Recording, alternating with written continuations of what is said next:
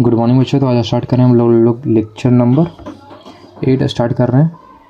पिछले लेक्चर में हमने क्या कहा था, ग्रेविटी चैप्टर स्टार्ट करा था और ग्रेविटी चैप्टर का क्या नेक्स्ट पार्ट है लेक्चर नंबर 8 में। इसमें फर्स्ट पढ़ेंगे हम लोग क्या, केपलर लॉ ऑफ प्लेटनरी मोशंस, यानी कि केपलर्स ने कुछ नियम दिए हैं कि प्लैनेट कैसे मोशन करते हैं, कैसे मूव करते हैं। यानी प्लेटनरी मोशन के बारे में किन्होंने बताया, तो केपलर ने बताया। उनका पूरा नाम क्या है, जोहान्स केपलर। तो जोहान्स केपलर ने कितने 3 लॉ उन्होंने दिया। कितने लॉ?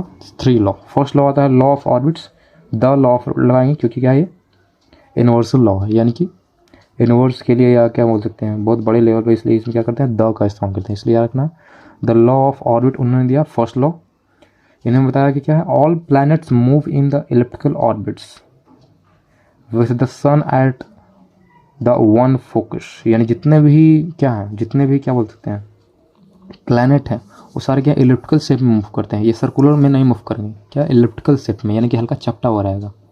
ठीक है, तो हमेशा क्या करेगा, जितने भी हमारे क्या होंगे प्लैनेट होंगे इलिप्टिकल शेप में मूव करेंगे, और साथ में जो सन होगा कहाँ पे होगा, फोकस पे उसका होगा। ये फर्स्ट लॉ उन्होंने दिया। ठीक है, और नेक्स्ट लॉ के बारे में,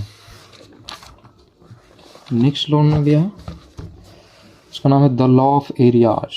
द लॉ ऑफ एरिया में याद रखना है, उन्होंने बोला कि a line that connects a planet to the sun sweeps out a equal area in equal time.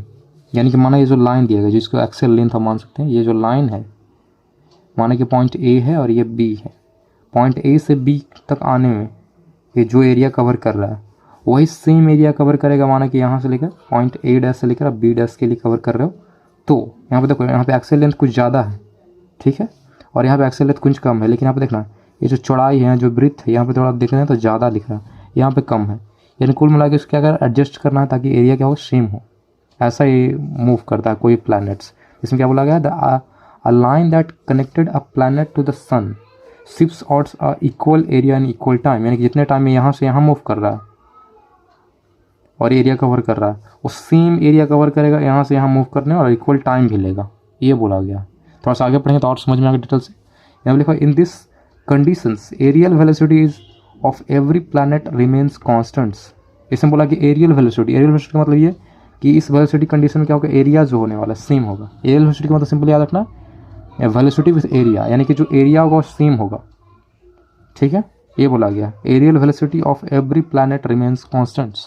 ठीक है, नेक्स्ट पढ़ते हैं, इसमें क्या लिखा हुआ, स्पीड ऑफ प्लैनेट।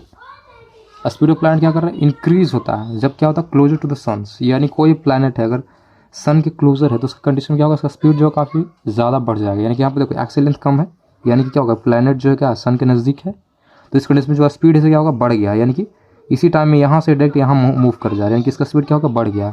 वही लिखा गया speed of planet decreases when the far from a sun, यानी कि यहाँ देखो ये जो एक्सेल लेंथ काफ़ी ज़्यादा है, ठीक है, यानी कि फार फ्रॉम सन है, तो इस कंडीशन में क्या है, इसका जो स्पीड है वो स्पीड क्या करेगा, घट गया। यानी कि यहाँ से आने जाने में काफ़ी ज़्यादा टाइम ले रहा है, ठीक है, यानी कि स्पीड क्या हो गया, घट गया। इसलिए याद रखना स्पीड ऑफ प्लैनेट इंक्रीज करेगा कब, जब क्लोजर टू सन होगा, और स्पीड ऑफ प्लैनेट क्या होगा, डिक्रीज करेगा व्हेन फार फ्रॉम द सन होगा। इस लॉ से यही पता चलता है कुल मिलाकर। जो सेकंड लॉ इसी सिर्फ यही पॉइंट जानना है मेरे को। ठीक है, नेक्स्ट पढ़ते हैं, थर्ड लॉ उन्होंने दिया, उसका नाम रखा गया है the law of periods. The law of periods में क्या है, इसमें बोला गया the square of the period of revolutions of any planets is proportional to the cube of the semi major axis of the orbits. इसका मतलब ये हो गया कि जो रिवोल्यूशंस टाइम है, यानी कि जो रिवोल्यूशंस करने में वो टाइम ले रहा है, जिसको बोलते हैं रिवोल्यूशंस पीरियड्स, ठीक है, उसका जो स्क्वायर निकालेंगे क्या होगा, एक्सेल लेंथ के क्यू के बराबर, यानी कि ये सन से लेकर उसका जो डिस्टेंस है, जो एक्सेल लेंथ है, उससे क्या होगा, क्यू के बराबर होगा। ठीक है, आगे बढ़ते हैं। यहाँ पे आर दिखाया गया, एवरेज डिस्टेंस दिखाया गया। ये जो डिस्टेंस वो क्या होगा, हमेशा क्या होगा, डिफरेंट यहाँ देख लो। और फर्स्ट पढ़ चुके कि क्या ये डिस्टेंस से क्या हमेशा डिफर कर रहा है, यहाँ पे कुछ ज़्यादा, यहाँ पे कुछ कम है, यहाँ पे कुछ ज़्यादा, तो क्या लेंगे हम, जो डिस्टेंस लिया जाएगा वो एवरेज लिया जाएगा। इसलिए यहाँ पर लिखा गया जो आर जो शो किया जा रहा है वो क्या कह रहा है, एवरेज डिस्टेंस को शो किया जा रहा है, ना कि डायरेक्ट डिस्टेंस को लेकर कवर कर लेंगे, कभी सेम होगा ही नहीं। इसलिए क्या करना, इसको एवरेज लेकर चला जाता है, एवरेज डिस्टेंस लिखा गया यहाँ पे आर का जो वैल्यू है। और टी जो क्या हमारा रिवोल्यूशंस ऑफ क्या है, पीरियड ऑफ रिवोल्यूशंस, यानी कि एक रिवोल्यूशन करने में कितना टाइम ले रहा है उसी को बोलते हैं पीरियड ऑफ रिवोल्यूशंस। नेक्स्ट पढ़ते हैं, इसमें आगे लिखा गया आगे क्या, due to this law revolutions time of a far away planet from a sun is a more than the nearer one. Simple सी बात है, अगर वो क्या होगा, रिवोल्यूशन टाइम जो होगा, यानी कि जो मूव कर रोटेशन करने में जो टाइम ले रहा है, यानी रिवोल्यूशन करने में जो टाइम ले रहा है, वो क्या होगा, अगर प्लैनेट काफ़ी दूर है तो काफ़ी ज़्यादा होगा, और नज़दीक होगा वो काफ़ी कम होगा उसका रिवोल्यूशन टाइम। इसलिए याद रखना, जो नेपच्यून का होता है, नेपच्यून एक सन को मतलब 165 लेता है, 165 ईयर लेता है सन को 1 रिवोल्यूशन करने में, यानी कि एक बार सन के चारों तरफ घूमने में वो लगभग 165 ईयर्स लेता है। वही अगर मरकरी की बात की जाए, जो काफ़ी नज़दीक है, वो 88 डे ओनली लेता है, ओनली 88 डे। और ये क्या है, नेपच्यून है 165 ईयर्स लेते हैं।